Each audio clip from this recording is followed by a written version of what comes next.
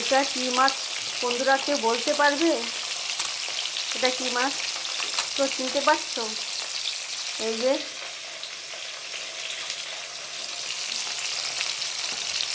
দেখে বলো তুমি এটা কি মাছ।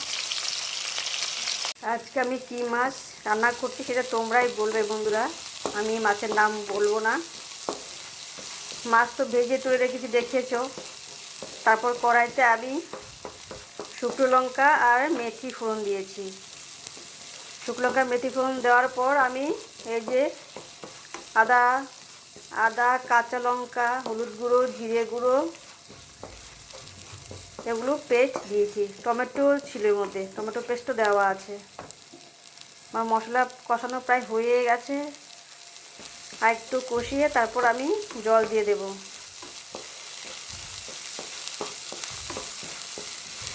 এখানে ছোট একটা টমেটো আমি পুরোটাই দিয়ে দিয়েছি।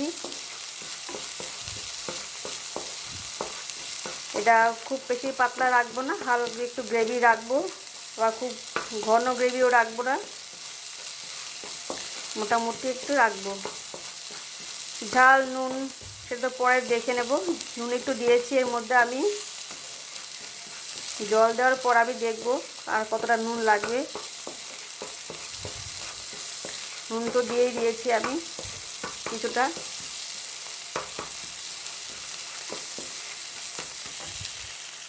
আর একটু জল দিয়ে কষাই, একটু জল দিয়ে কষালে রান্নাটা বেশি ভালো হয়, আরও কষানোটা বেশি ভালো হয়।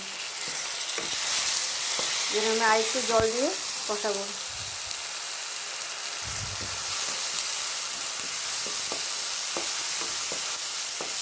আমি আলু দিইনি, যেহেতু আলু পছন্দ করি না, আমিও খাই না, আমার ছেলেও খায় না, তাই আমি আলু বা অন্য কোনো সবজি দিইনি, শুধু মাছটা রান্না করছি।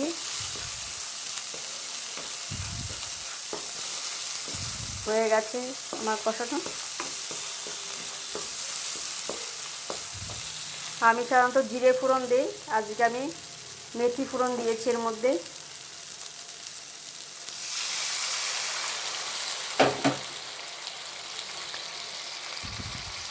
নামানোর আগে একটু গরম মশলা দেব।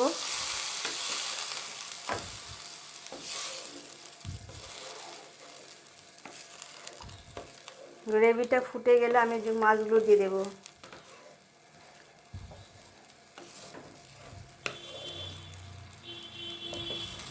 এই মাছটা খেতে খুব টেস্টি হয়। গ্রেভি ফুটে গেছে, এবার আমি মাছগুলো দিয়ে দেব।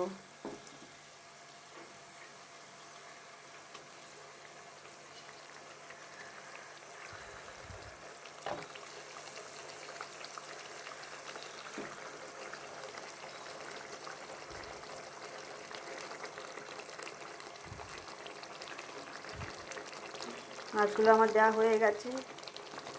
দেখলাম ঝাল খুব বেশি হয়নি, একটা কাঁচা লঙ্কা আমি টুকরো টুকরো করে দিয়ে দেব। আমার মাছ রান্না হয়ে গেছে। আমি যে এরকম গ্রেভি রেখেছি, গরম মশলা দিয়ে দিয়েছি, আর কিছু দেব না, নুন ঝাল সব ঠিক আছে। এবার আমি নামিয়ে ফেলবো।